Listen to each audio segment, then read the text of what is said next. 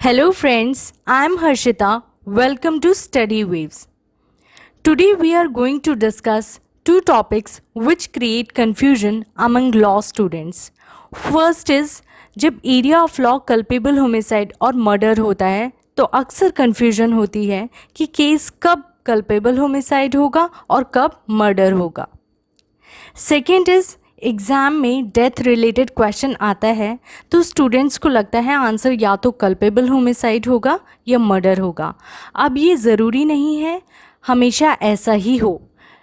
ये case hurt का भी हो सकता है और ग्रीवस हर्ट का भी हो सकता है.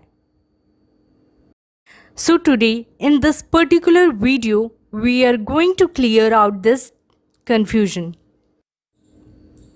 Let us start with the meaning of homicide.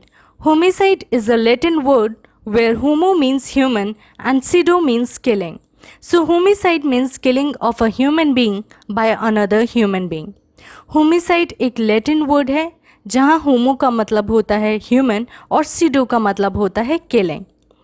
जहाँ कोई इंसान दूसरे इंसान को किल करता है तो वो होमिसाइड कहलाया जाता है. होमिसाइड इज़ आइदर लॉफुल और अनलॉफुल. होमिसाइड लॉफुल भी हो सकता है और अनलॉफुल भी हो सकता है.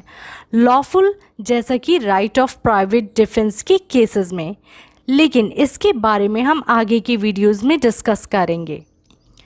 Culpable homicide is defined under Section 299 of IPC and murder is defined under Section 300 of IPC. To decide whether a particular act falls under the domain of culpable homicide or murder, we have to ascertain the facts of the case and then the intention of the person who caused death is gathered. जब हमें ये decide करना होता है कि कोई particular act culpable homicide के domain में फॉल करता है या मर्डर के डोमेन में फॉल करता है, तो सबसे पहले हम उस केस के फैक्ट्स को सुनिश्चित करते हैं. उसके बाद उस पर्सन की इंटेंशन को गैदर करने की कोशिश करते हैं. तो दोनों की हेल्प से हम ये पता लगाते हैं कि केस कल्पेबल होमिसाइड का होगा या मर्डर का होगा. Now how an intention can be gathered. Intention को कैसे गैदर किया जा सकता है? It can B gathered bye knowing the motive of accused, nature of attack, time and place of attack, nature of weapon used. Accused के motive से, nature of attack यानी कि एक वेपन से कितनी बार अटैक किया गया, time and place of attack जैसे कि रात का समय था या सुनसान इलाका था, नेचर ऑफ वेपन यूज्ड जैसे कि शार्प वेपन यूज़ किया गया या कोई बड़ा वेपन यूज़ किया गया. सो इन सब की हेल्प से हम एक्यूज्ड की इंटेंशन को गैदर कर सकते हैं. Now after gathering the intention we will check the degree of intention. If the degree of intention और knowledge to cause death is high or probability of death is of high degree, then it will fall under the domain of murder. यानी कि intention को gather करने के बाद हम ये देखेंगे कि इंटेंशन की डिग्री क्या थी. अगर ये इंटेंशन की डिग्री हाई है और एक्यूज्ड को नॉलेज है कि उसके एक्ट से डेथ होना सर्टेन है, तो ऐसे केस में accused will be held liable for murder. For example, A used a sharp-edged weapon on vital organ of the body of B, as a result of which B died. This is a case of murder. इस example में ए ने sharp weapon use किया और वो भी B की vital organ पर जैसे कि हार्ट, लंग्स, जिसकी वजह से बी की डेथ हो गई. और ये केस मर्डर का है क्योंकि हम यहाँ पता लगा सकते हैं कि एक्यूज्ड की degree of intention to cause death was high और probability of death of B was also high. अब हम बात करेंगे कल्पेबल होमिसाइड की. Now If the degree of intention or knowledge of causing death is not of that order as in case of murder, or probability of death is not of high degree, then the case will fall under the domain of culpable homicide. यानी कि जब accused की degree of intention या knowledge of causing death उतनी high नहीं है जितना कि मर्डर में होती है, और प्रोबेबिलिटी ऑफ डेथ भी उतनी हाई नहीं है जितना कि मर्डर में होती है, तो केस होगा कल्पेबल होमिसाइड का. For example, A had a stick with him and he was waiting for B to come.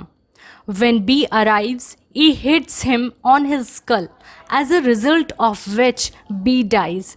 This is the case of culpable homicide.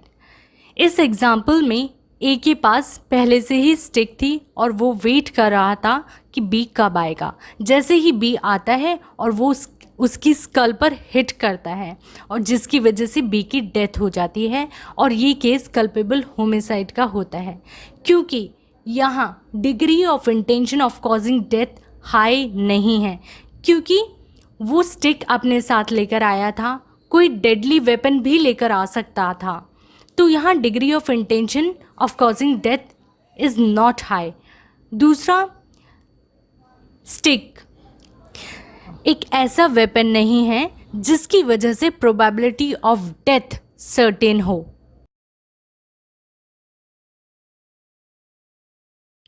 Let's come to the conclusion.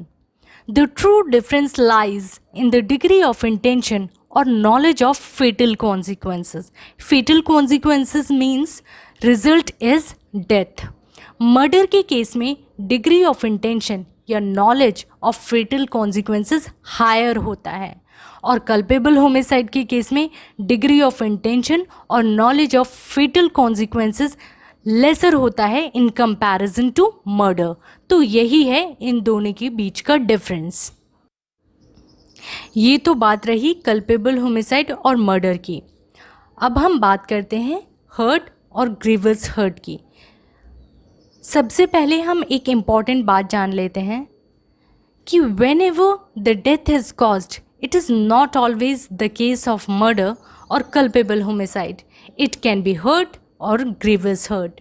यानी कि जब भी death cause होती है तो हमेशा यही केस नहीं होता कि वो मर्डर होगा या कल्पेबल होमिसाइड होगा. वो हर्ट भी हो सकता है और ग्रीवियस हर्ट भी हो सकता है. Hurt is defined under section 319 of IPC and grievous hurt is defined under section 320 of IPC. तो सबसे पहले बात करते हैं hurt की.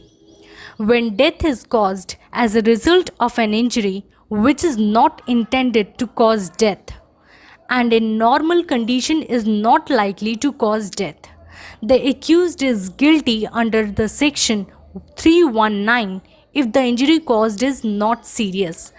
This case falls under hurt. यानी कि जब एक्यूज्ड की इंटेंशन सिंपल इंजरी कॉज करने की होती है, ना कि सीरियस इंजरी कॉज करने की, और ना ही उसकी इंटेंशन होती है डेथ कॉज करने की, और नॉर्मल कंडीशन भी नहीं होती कि उसकी डेथ हो जाए, समहाउ उसकी डेथ हो भी जाती है, तो accused is held guilty for hurt. For example, a person aims to hit his wife with a stick and stick falls on child's head, thereby causing his death. Here accused has committed simple hurt. इस example में person ने stick का use किया अपनी wife को hit करने के लिए, और स्टिक चाइल्ड के हेड पर गिर जाती है जिसकी वजह से चाइल्ड की डेथ हो जाती है. तो देखिए यहाँ पर ए ने स्टिक यूज़ की, तो इससे हम उसकी इंटेंशन को गैदर कर सकते हैं कि उसकी इंटेंशन अपनी वाइफ को सिंपल हर्ट करने की थी, ना कि कोई सीरियस इंजरी कॉज करने की थी, और उसकी कोई इंटेंशन अपनी वाइफ को और चाइल्ड को की डेथ कॉज करने की नहीं थी. इसलिए यहाँ पर A is held liable for simple hurt. Now we come to grievous hurt. In the absence of intention to cause death और knowledge that the death is likely to be caused from the harm inflicted, but death is caused. The accused could be guilty of grievous hurt only if the injury caused was of a serious nature.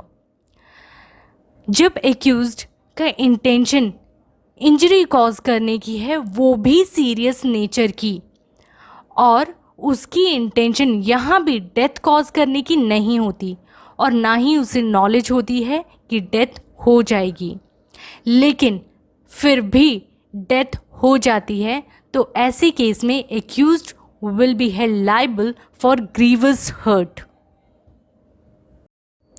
For example, A and B were friends and they got into verbal wrangle, and A hit B on left side of face with great force, as a result of which B died. It is a case of grievous hurt.